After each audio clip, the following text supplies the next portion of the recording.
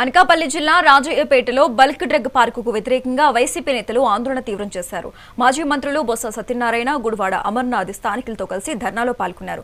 గత 39 రోజులుగా ఉద్యమిస్తున్న రాజయ్యపేట ప్రజలకు వైసీపీ మద్దతు ప్రకటించింది. డ్రగ్ పార్కు నిర్ణయాన్ని ప్రభుత్వం వెంటనే వెనక్కి తీసుకోవాలని నేతలు డిమాండ్ చేశారు. ఉద్రిక్త పరిస్థితుల నేపథ్యంలో రాజయ్యపేట గ్రామంలో పోలీసులు భారీ బలగాలను మోహరించారు.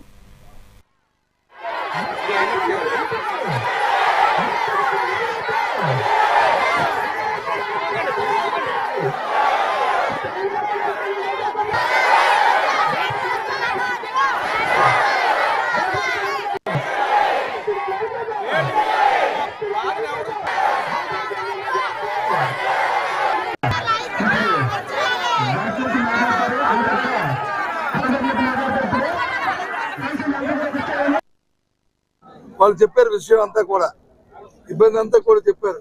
ఈ పరిశ్రమ వస్తే మా కుటుంబాలు నాశనం అయిపోతాయండి, మాకు ఈ బల్బేకి వస్తే అంతా కలుషమైపోతుందండి, ఇక్కడ మేము జీవించలేమండి, జీవనోపాధి కరువు అవుతామని చెప్పి ఈ మామాటలు కాదండి.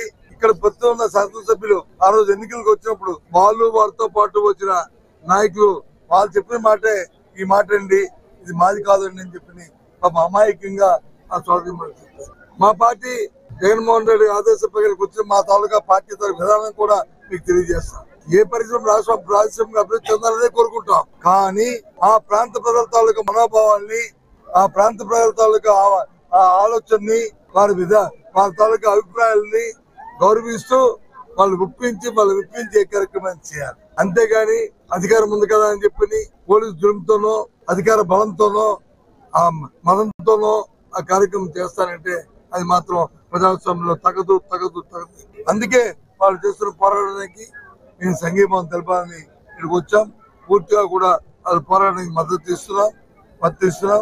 వాళ్ళ ఆలోచన ప్రకారము, వాళ్ళ తాలూకా అభిప్రాయ ప్రకారము ఇక్కడ ఈ కార్యక్రమం ఇంకా రాబోయే కాలంలో జరగాలి తప్ప వాళ్ళకి అభ్యస్తంగా జరిగిన ప్రతి దానికి కూడా మేము మా పార్టీ వ్యతిరేకిస్తుంది. మేము పూర్తిగా వైఎస్ఆర్సీపీ మద్దతుగా ఉంటుంది.